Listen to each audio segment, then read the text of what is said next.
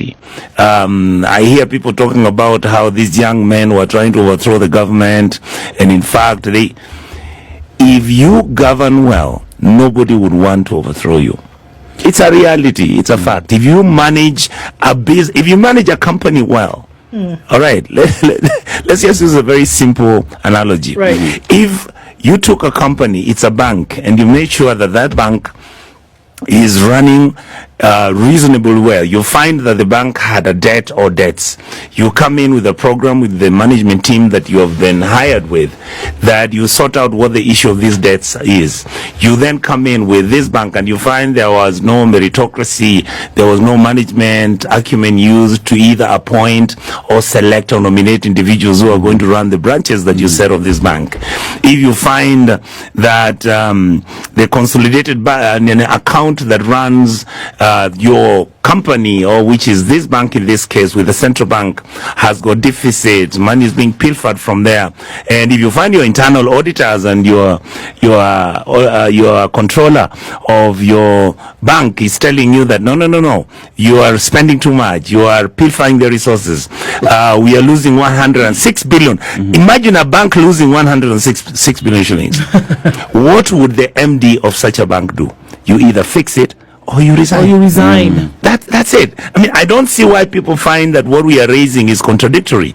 We have a country where resources are being stolen, where the leadership class doesn't care, where our medical services are not being provided as expected, so the health sector is in a mess. The health facilities are not having equipment, medicines, and whatever that we need. We have the education sector, which is in a mess. There's no capitation. We have a problem with the exams. We are having a problem with class 7, 8 and 9. You are talking about what else can I talk about, Ndu? The university kids are not going to university. Why? Because you picked some model of funding which is absolutely obnoxious, and the courts have ruled so, and you're doing nothing about it. And in case you decided that you're going to have an election, you do not have an IBC in case the president dies. I mean, people die, don't they? They do. Yeah. And sometimes the president can die, and I mean, why are we behaving as if this is a private company that is going to run by a family and nobody cares about the people who live? And yet, Senator, we have leaders who are tasked with the responsibility of ensuring that these processes run. Yes. That ensuring that the livelihoods of Kenyans essentially will not be taken out of their mouth. I mean, the analogy for me, which in this case is a good one, is when the parents of the bird bring food in their mouths to the chicks in the nest, and the chicks essentially eat from their mouth. In this case, it's the other way. The other way around. Because the livelihood is basically being plucked out of the mouths of Kenyans. Yes. But then I have to ask that we have leadership that sits over these processes every day. Parliament sits every day. Actually, no, hold on. We have leadership that sits or supposedly sits over these processes every day, and for whom are being compensated every day. So how can we say that there is a country in place? How can we say that? No. Why I said no was this. Whenever we use the word leadership, what are we implying? We are implying that somebody who has either the mandate or has the ability to provide direction that is beneficial. Absolutely. If that direction is not being provided, how then do you claim to be a leader? Yes. We gave you a job. So there are these individuals whom we gave jobs of leadership. The moment you abrogate that duty, how then are you a leader? Who are you leading? Because the people you're leading are telling you, we don't want to go that way. So you're supposed to show direction. The direction you've taken, you've been told countless times, we do not want to go in that direction. So, can I tell you why they don't want to go in that direction? Please. Because the purpose and agenda of governance in our country as we sit on it today has nothing to do with changing the status quo of our people. And yet you've all said that it is. Basically what you heard Barack talk about yesterday. This is an outfit that is designed by particular individuals who have formed a cartel and part of a group of individuals whose purpose and agenda is basically to manipulate, engage, and program government to become the engine of their private sector arrangements. These private sector arrangements being business transactions, pilfering money from government, organizing and planning on how services are not provided, but the money is always being taken out. It has been said severally by the controller budget. It has been said by the auditor general. The agenda is, you can see, we are already moving to a 4.6 trillion shilling budget. The question you ask is, the 3.3 trillion that we got last year, what has it done? You see, I mean, it is a system that is so broken. And that is why I've been telling my friends, and I mentioned this to my leader here and my young brother and Yundu. I feel the time has reached for Kenya to hold a Constituent Assembly discussing on the economic misgovernance and mismanagement of our state, and we will present evidence to show how the system has meticulously and systematically been broken to make sure that all these things fall into place, so that when individuals are beginning to share the loot, you can't stop them.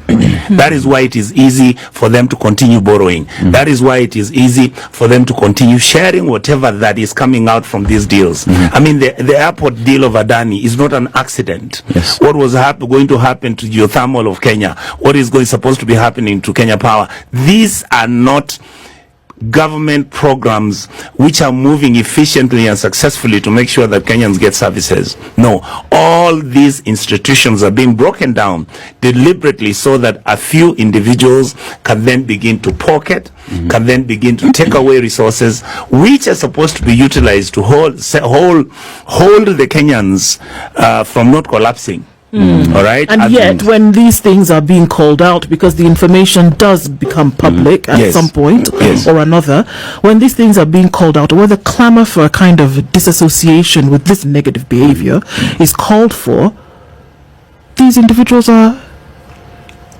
they're targeted. No, who told you that it's negative behavior? The behavior you see these individuals having. I mean, the other day, you saw that there were people who went to some place where there was a marathon, and there were 19 helicopters. Yes, there were. And they were giving 15,000 to the people who ran and won. Cheptais marathon? Yes. It tells you the mindset. There's a mindset that certain individuals have, that all they ever came to do in government has nothing to do with public service. And as we speak, let's go back to the preamble of the Constitution. We the people give power to this Constitution. We the people give the power to the governments that will form. And it is a situation that to see we the people have come up and say enough is enough. We need to be listened and things need to be done right. But even while doing that, abductions are happening.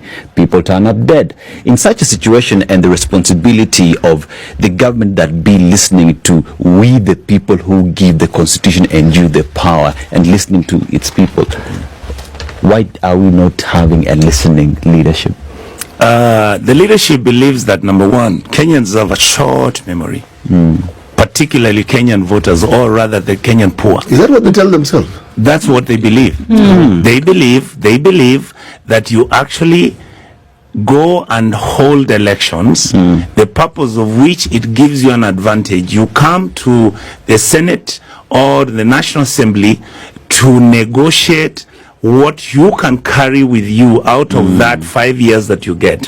Where CDF, Kera money, NJENGA, National Government Women Fund, these are all kitties which are designed and engaged purposefully to make sure that the leadership has a soft landing space. They're able to have cash. Now the money has increased. I can tell you the truth, because members of parliament are getting 250 million each for their education, blah blah, bursaries. Go and see where the auditor general has done in terms of how bursary money is being stolen. And in fact, I was completely disagreeing with my party when they are saying that governors and county governments are being fought by the controller budget. Why? Because the money that they are getting as bursary is helping the poor. We've been saying you can't take 109 billion shillings, which is money being shared between members of parliament, the executive and the presidency and his deputy, members of the, I was shocked the other day that members of the judiciary actually get some of that money for those bursaries. To do what? to give their relatives and friends. Ah. It's shared amongst all government departments. It is a kitty that softens our behavior. When you have been elected to the National Assembly, there is money that you get that quietens you. So this is a question that we often ask in this room, Senator, because we say that before an election, you know, you find a spirited man or woman, and it would appear as though their objective is to ensure that systems work properly, is to ensure that there's development, is to ensure that there's honor. You look at this individual and you're like, yeah, this is the panacea. This is what we actually need. And so we often wonder what happens when they actually get in. When you get in, you find the loot. Okay. You find the loot. You are shown how the loot is shared. Have you been? There are members of parliament who will get 500 million shillings to Maram roads in their constituencies. Yes. There are others who have been given. I know of a member of parliament in the last budget. I don't know, they have deleted it because we started interrogating it, where somebody has been given, because he is in the budget committee, 1.5 billion shillings. To do roads in his one constituency. When others are getting 100. When others are getting 50 million. When somebody, I mean, the system, and the team here, what I'm actually saying is that the system right now is designed that there's no member of parliament who can say mwe.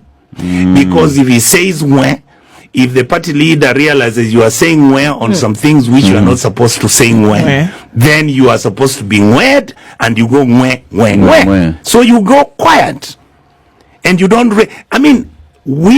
How can we be a country that is running its budget and we don't have rules and regulations what you do with that money? But we do have rules and regulations. The PFM Act has been violated. Yes, completely. It is continuous. I mean, we have governors who are spending 800, 900 million shillings fueling in a year county government vehicles.